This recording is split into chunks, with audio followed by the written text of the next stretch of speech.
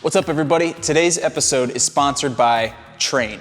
Train is a fitness apparel brand that works specifically in the CrossFit space, in the functional fitness space. My gym community loves their products. I see people wearing this stuff all the time. It's a great community of people who strive to help others out. They're great at donating stuff. They help in a bunch of community events. I love being able to partner with them on a lot of different things, and I love that they're sponsoring today's video. If you want to try out some of their awesome stuff, if you want to try this t-shirt, if you want to get any of the shorts or the socks that I wear all the time in all my videos, use the link in the description and use code SLOAN10 to get 10% off of your order.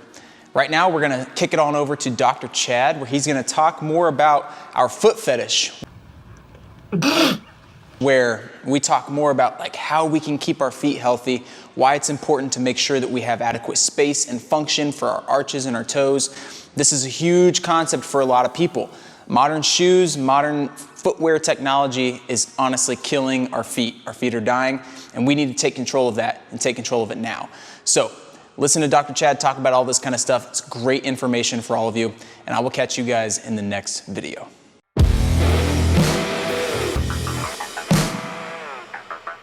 Hey, what's up? Dr. Chad with NRG Physio. If you haven't seen Dr. Caden's video about our foot fetish yet, you need to go check that out. And we're following up on that video with a couple of more concepts for you to kind of wrap your head around. As you'll notice, here's my footwear for the day. This is a Merrell trail glove. Thin, flat, floppy, a little bit to protect the bottom of the foot, but you can see very wide toe box, more of a straight line here through the big toe versus what you'll typically see with a shoe, which is more like this, bent over in there, and of course the toe socks, because yes, if you pull your socks on real tight, you're gonna notice that they squeeze your toes together. And here's what we think about feet, and here's what we've noticed over the last couple of years working with athletes, is a couple of things like this, common cue of, hey, drive your knees out in the squat. What we've actually found, if you can get somebody to figure out their center of pressure in the foot, create a stable ankle with the legs stacked over the foot in a good neutral position with good foot function, the knees actually track in a much better position naturally without having to really focus on forcing them out. Some other things that we've noticed is a big upregulation of extension power by being able to figure out the foot first. So a couple things we want you to notice, and here's why we think this is so important. Caden went through a bunch of those different things about foot pressure and driving through the foot and some tools you can use. I'm just going to give you a couple more simple ones today. Here's the idea. We've got some links in the post below to some gloves that you can pick up. They'll hold your finger like this, okay? And so if you want to pick up a pair of those, drop down in the links and we'll get you a glove that'll hold your finger over here like this. I'm just kidding. You got to know that. But really though, if you love shoes and you're a fan of the fancy footwear, what you're doing is you're buying a glove for your foot that essentially holds your toe over here.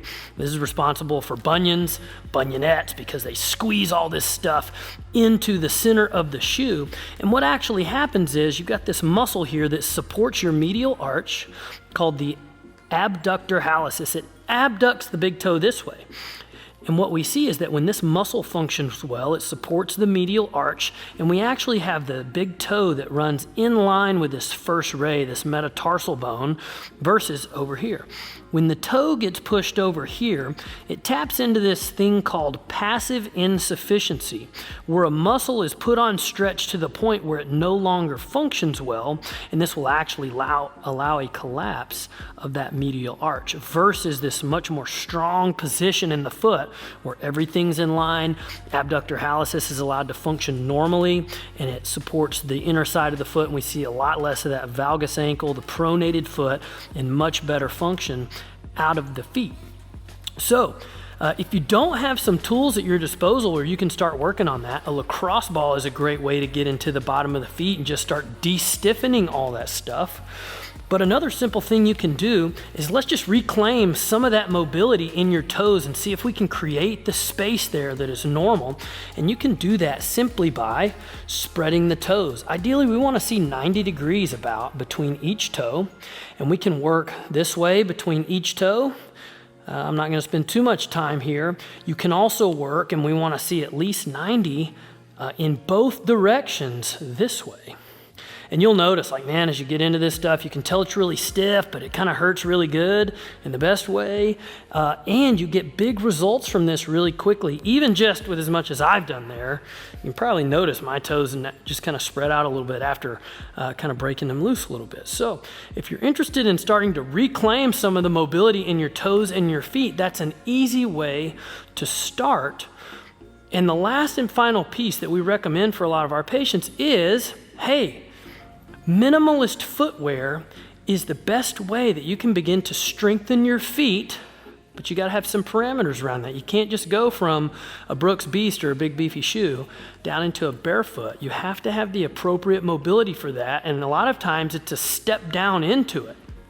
But what we think about this is if you go to rehab for your shoulder or your back or your knee, you're going to get a couple of concepts that kind of are a common thread through all of it. And that is, well, do you have good mobility at your knee?